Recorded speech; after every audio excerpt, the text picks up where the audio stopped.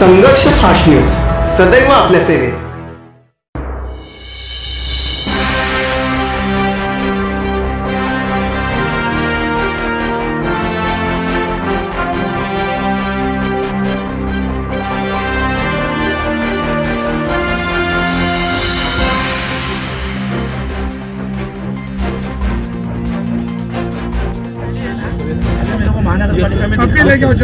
बराबर है। पहले क्या हुआ क्या नहीं वो सुनना नहीं, ये करना है, ये सोच रखो, ये करना ही है तो हो जाएगा। सांगा ना मला, तुम्ही का करून घेत नाही? जोपर्यंत बनत नाही गोष्ट वेगळी आहे। ही घाण काय आहे, तिकडे घाण बघा। जर संडास बाथरूम साफ नसेल या लेडीज कुठे जातील? ही असं बघा ना, आपल्या आया बहिणी आहेत तुमच्या माझ्या, शरम वाटेल का नाही आपल्याला? बाजारपेठेत बाथरूम तुम्ही साहेब क्लिअर सांगतो, एक लक्षात ठेवा, जर उद्यापासून साफसफाई नाही दिसली तर मी ऑफिसमध्ये येईल ना तुमच्या। तुम्ही काम काय करून घ्या ना, परत एक लक्षात ठेवा, या आमच्या आया बहिणीची जर कंप्लेंट आली ना साहेब, तुम्ही समजून घ्या। मी तुम्हाला आता एक शेवटचं सांगतो, मला या गोष्टी खूप राग आले, संडास बाथरूम नसतो।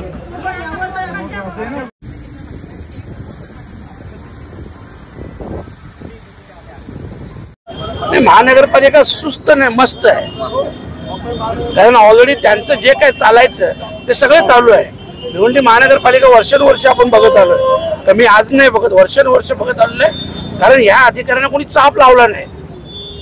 आणि मी सांगतो ना, याच्या पुढे जर वेळोवेळी साफसफाई झाली नाही तर तिथला ठेकेदार, तिथला उपायुक्त, तिथला आरोग्याचा अधिकारी या सगळ्यांना जबाबदार धरून त्यांच्यावर कारवाई केली जाईल।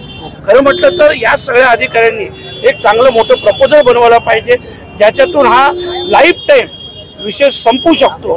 परंतु प्रत्येक वर्षी ठेका काढायचा, ठेकेदाराला काय मिळेल ते बघायचं, आपसात बाकी सगळे अधिकारी असतील, इतर लोक असतील, ह्या सगळ्यांची मिली बघत असल्यामुळं हे सगळे मॅटर सॉल्व्ह होत नाही।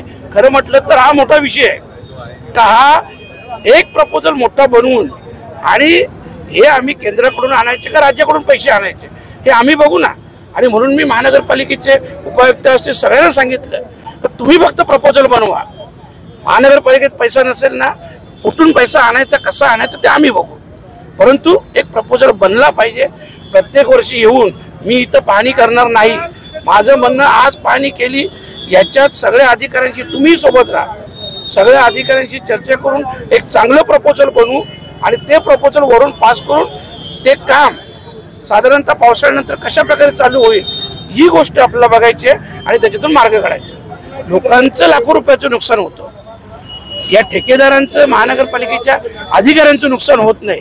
आणि म्हणून त्यांचं दुःख आता हे, जिथं आपण गटर पाहिलं, मी त्यांना तेच सांगितलं का इथं आजूबाजूला राहणारे लोक, मार्केटमध्ये येणारे लोक जरी तुमच्या परिवारातील नसले, तुमचे नातेवाईक नसले, तरी ती सुद्धा एक भिवंडीचे नागरिक आहे आणि या सगळ्यांच्या सुरक्षेची जबाबदारी आपली आहे ना।